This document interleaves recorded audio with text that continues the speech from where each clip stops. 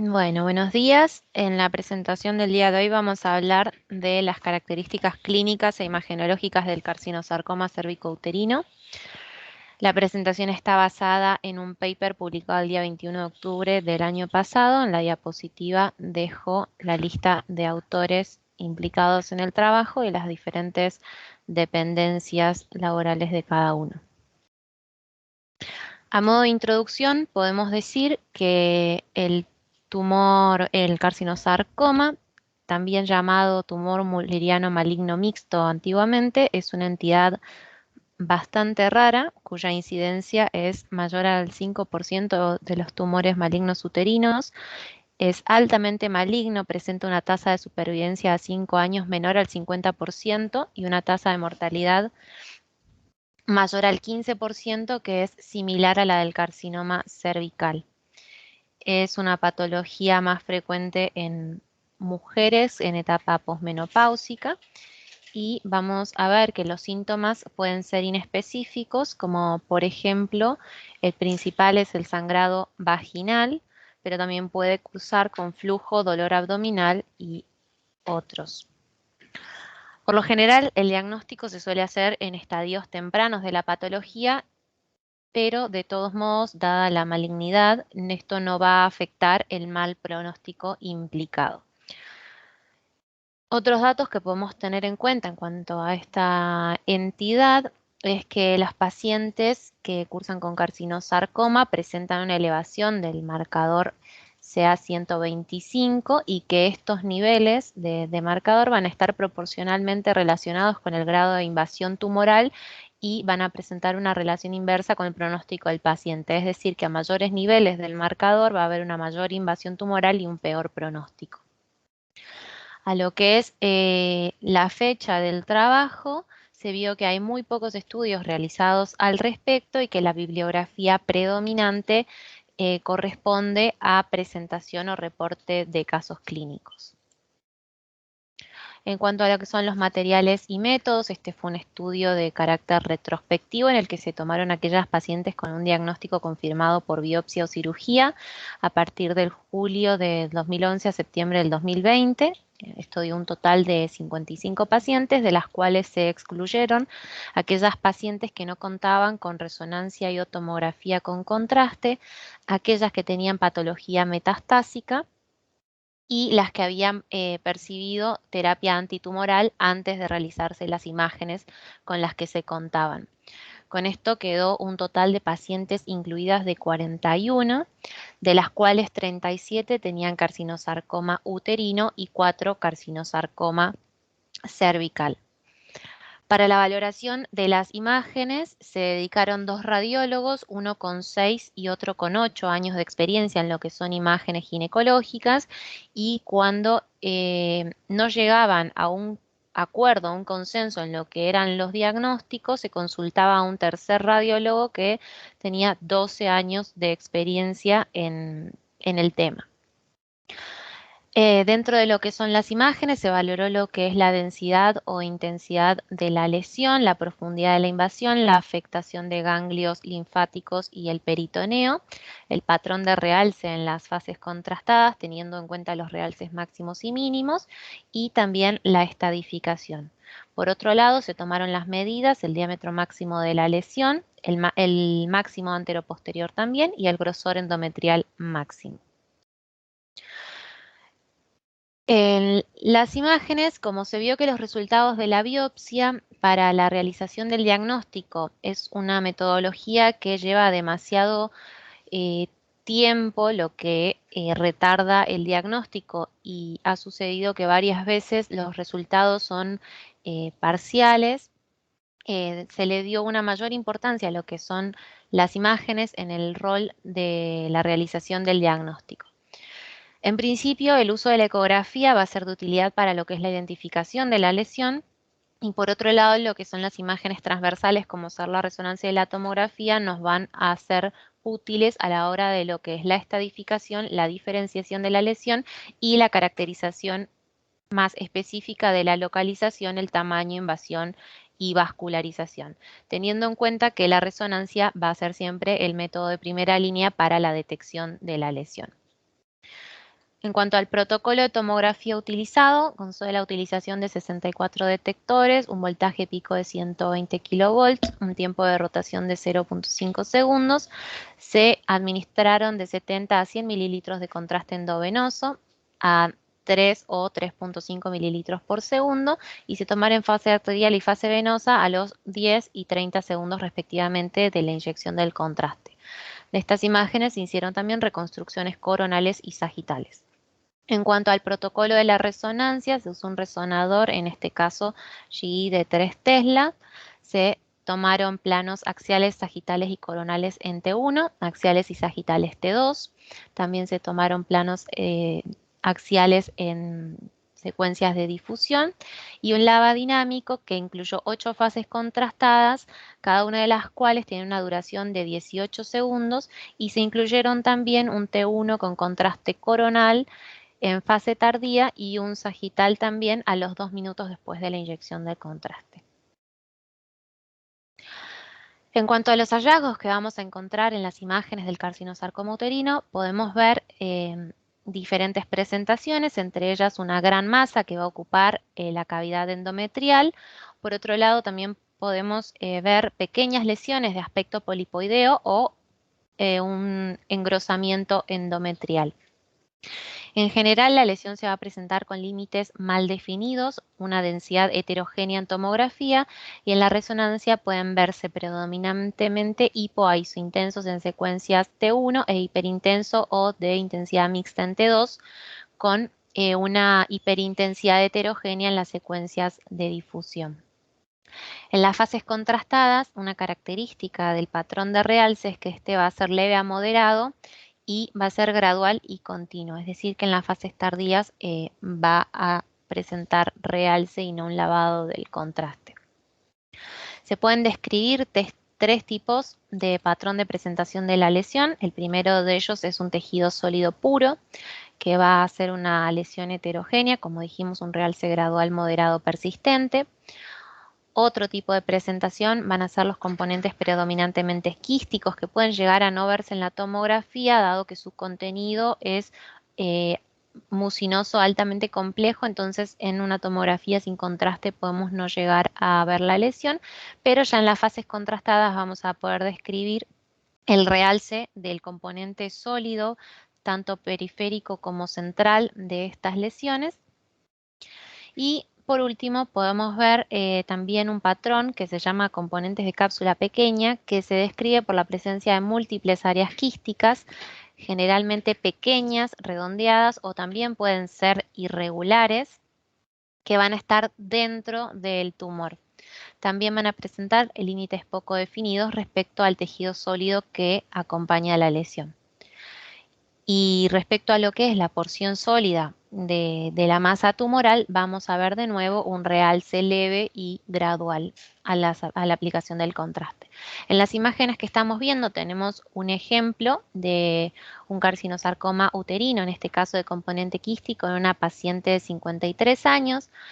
La primera imagen es un plano sagital de una secuencia T2, donde podemos ver en la cavidad endometrial a nivel uterino un tumor de intensidad mixta que se vio complicado por la presencia de hemorragia intratumoral.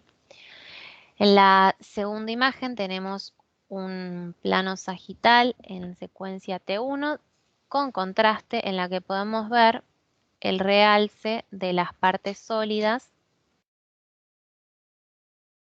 de forma tardía. Y por último tenemos un plano axial de una tomografía tomada en fase venosa, donde podemos ver un realce similar a lo que sería un pólipo a nivel de lo que es el componente sólido de la lesión, a predominio marginal, y cómo se describe el componente quístico predominante a nivel central de la lesión. En estos ejemplos tenemos imágenes de dos pacientes. En la primera es una paciente de 63 años. Tenemos imágenes en T2 y T1 con contraste. En la primera imagen axial podemos ver a nivel del fondo uterino dentro de la cavidad endometrial una lesión de aspecto sólido, pequeña, compatible en este caso con un carcinosarcoma. Vemos cómo es isointenso respecto al miometrio adyacente. En este caso era un carcinosarcoma de componente predominantemente sólido. Y en la secuencia contrastada vemos el realce tardío, leve a moderado respecto a lo que es el tejido circundante. En la segunda paciente de 55 años tenemos un tumor endometrial. En este caso era de tipo de cápsula pequeña. Vemos un compromiso a nivel endometrial tanto uterino como cervical, como nos señalan las flechas. La primera imagen corresponde a un plano sagital de una secuencia ante 2, donde podemos ver una gran masa a nivel uterino de intensidad mixta, compatible con lo que es el tipo de tumor que acabamos de definir. En la segunda imagen es un T1, también en una fase contrastada tardía, donde podemos ver también el realce heterogéneo de forma tardía en diferentes regiones de la lesión tumoral.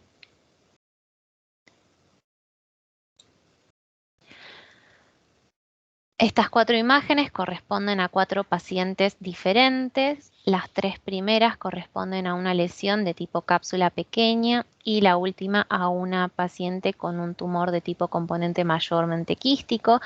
La primera es una paciente de 64 años, tenemos un plano sagital de una secuencia T2, donde hacia el fondo de la cavidad uterina podemos percibir una gran masa heterogénea dentro de la cavidad endometrial con múltiples áreas quísticas, pequeñas, algunas redondeadas y otras quizás más irregulares, compatibles con lo que habíamos descrito como el tumor de tipo de cápsula pequeña.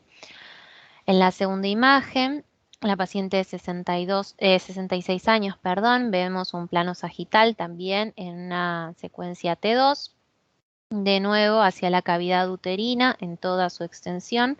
Podemos ver una gran masa tumoral, también de intensidad mixta, donde podemos ver alternadas áreas quísticas sumamente irregulares. De hecho, en este caso no se ve ningún área netamente redondeada, también compatible con un tumor de cápsula pequeña. En la tercera imagen, una paciente de 49 años, también tenemos un plano sagital en una secuencia T2. Podemos identificar la lesión también dentro de lo que es la cavidad endometrial uterina. Y en este caso la lesión presenta varias áreas quísticas bien delimitadas,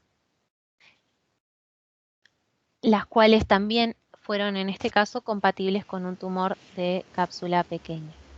Y por último, la última imagen correspondiente a una tomografía en un plano axial de una paciente de 66 años, tomada en una fase venosa. Podemos ver también la presencia de un tumor, en este caso predominantemente quístico, con un realce central de una porción sólida, en este caso con una forma similar a pezón que se describe también en algunos de estos tumores. En cuanto a lo que es el carcinosarcoma cervical, como hallazgos de imágenes, se describieron en este trabajo. En una paciente se encontró como un engrosamiento endometrial cervical con un leve realce en las fases contrastadas.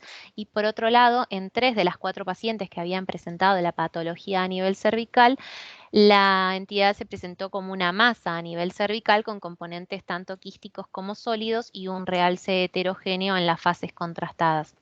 En la resonancia se puede escribir como un tumor hipointenso heterogéneo en T1 y mixto o hiperintenso en T2. En las imágenes del ejemplo tenemos una paciente de 70 años con un carcinosarcoma cervical. En la primera imagen tenemos un plano axial en una secuencia T2 donde podemos ver la lesión de intensidad mixta dentro de lo que es la cavidad uterina y como en una fase tardía contrastada en un sagital T1 podemos ver el realce leve y también heterogéneo alternando las diferentes áreas. Bueno, se valoró en el estudio lo que es la exactitud diagnóstica de cada método. Se vio que la tomografía presentó un 0% a la hora del diagnóstico específico de carcinosarcoma, mientras que la resonancia magnética presentó un 3,33% para la entidad. Pero para el diagnóstico de lo que son tumores malignos en general, la tomografía presentó un 50% de exactitud y la resonancia un 83,3%. En cuanto a la exactitud en la estadificación de las lesiones, fueron de 60% y 70% respectivamente para tomografía y resonancia. Les dejo un cuadro que describe los diferentes porcentajes obtenidos. En cuanto a los resultados del trabajo, se vio que las pacientes con carcinosarcoma cervical presentaron mayor edad que aquellas con carcinosarcoma uterino, exceptuando una sola paciente que tenía edad premenopáusica. La mayoría, un 78% de las pacientes con carcinosarcoma uterino, se presentaron con sangrado vaginal y todas las pacientes con carcinosarcoma cervical tuvieron también sangrado vaginal. Y la mayoría, este sangrado tuvo una duración de aproximadamente 2 meses. Por otro lado, en cuanto al marcador CA-125, se vio elevado en un 54% de las pacientes con carcinosarcoma uterino. Y si bien el diagnóstico fue realizado mayormente en estadios tempranos, predominantemente en el estadio 1, la tasa de supervivencia a 5 años siguió siendo menor al 50%.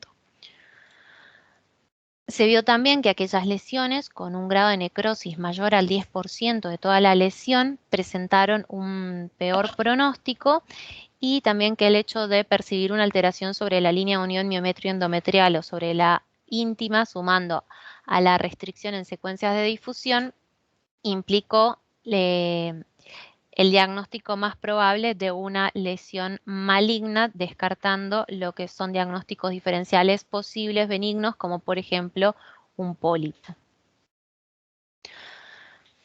Tenemos acá un cuadro que nos describe los diferentes diagnósticos diferenciales entre tumores benignos, el carcinoma, tanto endometrial como cervical, y el carcinosarcoma, según las diferentes características. Tenemos que, por ejemplo, la línea íntima dañada la vamos a ver presente en las lesiones malignas como carcinosarcoma y carcinoma, no así en los tumores benignos. Lo mismo para la zona de unión endometrio-miometrial. El marcador tumoral CA-125 también lo vamos a ver en las lesiones malignas, algo que nos va a determinar el carcinosarcoma. Con diferencia del carcinoma, es la hiperintensidad en T1, que generalmente corresponde con sangrado de la lesión. Y otras dos características que también podemos diferenciar es la heterogeneidad en las secuencias T2 y la difusión, la restricción a la difusión en las secuencias de WI. En cuanto al patrón de realce, en los tumores benignos se ve que es un realce gradual, continuo. En el carcinoma es un realce temprano que reduce hacia las fases tardías. Por lo contrario, en el carcinosarcoma, el realce es de tipo gradual, continuo, persistiendo hacia las fases tardías. Y en cuanto a lo que es el grado de realce de la lesión, en los tumores benignos va a ser más leve, en el carcinoma leve y en el carcinoma de leve a moderado. Como el carcinosarcoma endometrial uterino se considera una variante del carcinoma endometrial y el cervical una variante del carcinoma cervical, la estadificación utilizada para este tipo de lesiones va a ser las correspondientes al carcinoma endometrial de la FIGO del año 2014, que les dejo el cuadro en las diapositivas, por si lo quieren revisar, y en la segunda les dejo el del carcinoma cervical. Acá hubo un error, es la clasificación de la estadificación del 2018. En cuanto a las limitaciones que presentó el estudio, es que las series fueron demasiado pequeñas para el estudio y hubieron pocos pacientes que se hayan realizado los dos estudios, tomografía y resonancia magnética, como para poder tener una descripción más acertada y una comparación de los porcentajes y la especificidad y sensibilidad de ambos métodos bastante limitada. Como conclusiones, el trabajo nos deja que carcinosarcoma, perdón, es una gran masa de ocupación de la cavidad endometrial, que algunas pueden presentarse como una lesión polipoidea o un engrosamiento endometrial. Existen 3 tipos de composición: sólida, líquida o mixta. La mayoría van a presentar límites mal definidos, una densidad mixta, se pueden ver hipoisointensos en T1, hiperintensos o de intensidad mixta en T2. La señal en las secuencias de difusión va a ser mixta y el realce en las fases contrastadas leve a moderado. Y por último, tener en cuenta que es importante la valoración de la presencia de metástasis a la hora de la estadificación. Muchas gracias y les dejo el link del paper por si lo quieren revisar.